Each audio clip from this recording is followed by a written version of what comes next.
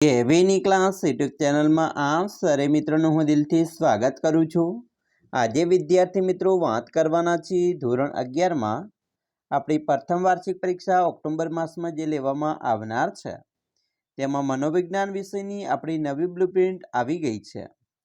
તેમાં મિત્રો કયા પાઠમાંથી કેટલા ગુણનું પૂછાશે, કેવું તમારું પેપર રહેશે, તમામની સચોટ માહિતી આજે આપણે આ વિડીયોમાં જોવાના છીએ। તો ચાલો વિદ્યાર્થી મિત્રો વિડીયોની શરૂઆત કરીએ।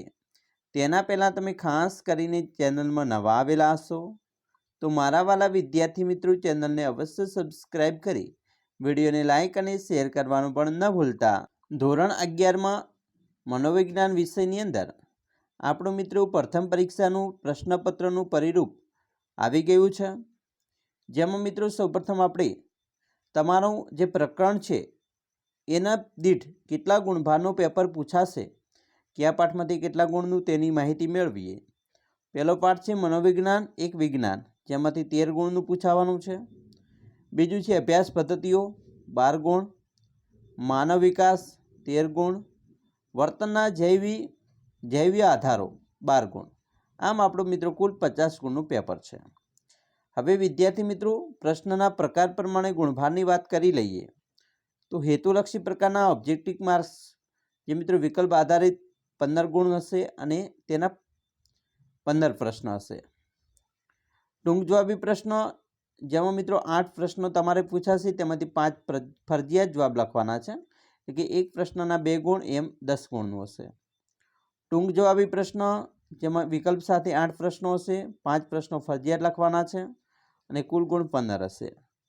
વિસ્તૃત જવાબી પ્રશ્ન જેમાં 3 વિકલ્પ સાથે 2 ફરજિયાત પ્રશ્ન લખવાના છે, એક પ્રશ્નના 5 ગુણ એમ 10 ગુણ હશે।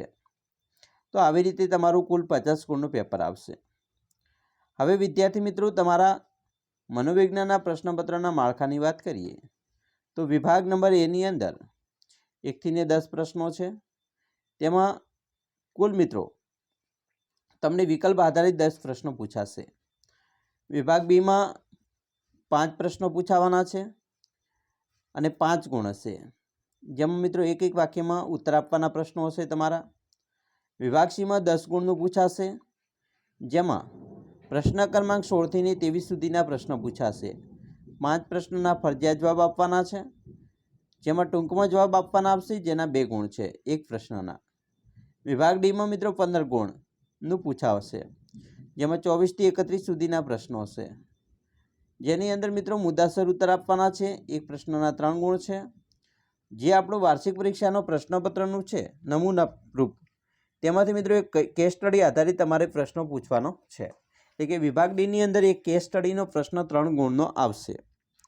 વિભાગ ઈની વાત કરીએ તો 10 ગુણનું છે, જેમાં 32 થી 34 સુધીના પ્રશ્નો પૂછાવાના છે, 3 પ્રશ્નો, 2 પ્રશ્નોના ફરજિયાત જવાબ આપવાના છે, એક પ્રશ્નોના 5 ગુણ। તેમાં પણ મિત્રો તમારે એક કેસ સ્ટડીનો પ્રશ્ન હશે। કેસ સ્ટડીના કેવા પ્રશ્નો આવશે એની પણ આપણે પેપરની અંદર ચર્ચા કરવાના છીએ, પણ તેના પહેલાં આપણે પ્રથમ પરીક્ષાના અભ્યાસક્રમની વાત કરીએ તો તમારી જૂનથી ને સપ્ટેમ્બર માસ સુધીનો જે અભ્યાસક્રમ છે એ જ મિત્રો પાઠની અંદર એ જ પાઠો છે તેમાંથી મિત્રો તમારી પરીક્ષામાં પણ પૂછાશે। હવે આપણે જોવાના છીએ પ્રશ્નપત્ર જે વાર્ષિક પરીક્ષાનું નમૂનાનું છે એ જ પ્રશ્નપત્ર આપણે પ્રથમ વાર્ષિક પરીક્ષામાં પણ કામ લાગશે। તો વિદ્યાર્થી મિત્રો આપણે જે નમૂનાનું પ્રશ્નપત્ર છે તેની અહીંયા વાત કરીએ તો વિભાગ એ છે, જેમાંથી 10 ગુણનો વિકલ્પો પૂછાશે। તમારે વિકલ્પ કેવા પૂછાશે તેની વાત કરીએ તો પહેલો છે વિકલ્પ કે અચેતન મનનો સિદ્ધાંત કોણે આપ્યો, તો અહીંયા તમને મનોવૈજ્ઞાનિકના નામ આપેલા હશે, કોહલર, વોટસન, ફ્રોઇડ અને જેમ્સ। તો એમાંથી યોગ્ય વિકલ્પ પસંદ કરીને ઉત્તર આપવાનો છે। તો આવા 10 વિકલ્પો તમારે પૂછાવાના છે, જેના 10 ગુણ છે। હવે આપણે જોઈશું વિભાગ નંબર બી, જેમાં મિત્રો એક એક વાક્યમાં જવાબ આપવાના છે, જેની અંદર તમારા પ્રશ્નો છે એ મિત્રો 5 હશે અને તેના ગુણ પણ 5 છે। જેમ કે પ્રશ્ન પૂછી શકે છે મનોવિજ્ઞાનની પ્રયોગશાળા કોણે અને ક્યાં સ્થાપી, તો આવા પ્રશ્નો તમારી આવનારી પરીક્ષામાં પૂછાશે। 5 પ્રશ્નો પૂછાવાના છે। વિભાગ સીની વાત કરીએ તો અહીંયા મિત્રો 32, 25 થી 38 સુધીના પ્રશ્નો પૂછાવાના છે, 10 પ્રશ્નો બરાબર અહીંયા આપેલા છે વાર્ષિક પરીક્ષા માટે। પરંતુ આપણે જેમ આગળ વિભાગ સીની જે પ્રશ્નપત્રની વાત કરી ગુણભારની, એ જ તમારે પ્રશ્ન પૂછાશે। અહીંયા મિત્રો તમને એક પ્રશ્નના 3 ગુણ મિત્રો 2 ગુણ આપવામાં આવશે, બરાબર। એક પ્રશ્નના 2 ગુણ આપણે મિત્રો 10 ગુણના પૂછાવાના છે। 5 પ્રશ્નો કેવા પ્રશ્નો હશે? તો મનોવિજ્ઞાનનો શબ્દાર્થ સમજાવો, નિરીક્ષણ એટલે શું? તો આવા પ્રશ્નો તમારી પરીક્ષામાં આવશે। વિભાગ આગળ વાત કરીએ ડીની અંદર મિત્રો જોઈશું તો અહીંયા તમને જે અલગ અલગ આપણા પ્રશ્નો પૂછાવાના છે, જેમાં એક કેસ સ્ટડી આધારિત પ્રશ્ન પણ હશે, બરાબર, જે આપણે આગળ વાત કરી હતી। કેસ સ્ટડી આધારિત પ્રશ્નમાં મિત્રો તમે જોઈ શકો છો અહીંયા 48મો પ્રશ્ન આપેલો છે કેસ સ્ટડીનો। તો આવો જ એક મિત્રો પ્રશ્ન તમારે 3 ગુણનો કેસ સ્ટડી આધારિત હશે। તેના અથવામાં એક બીજો પ્રશ્ન પણ આપેલો હશે, પણ એ દ્રષ્ટિહીન વિદ્યાર્થીઓ માટે છે, એટલે કેસ સ્ટડીનો પ્રશ્ન તમારે તૈયાર કરવો જરૂરી છે।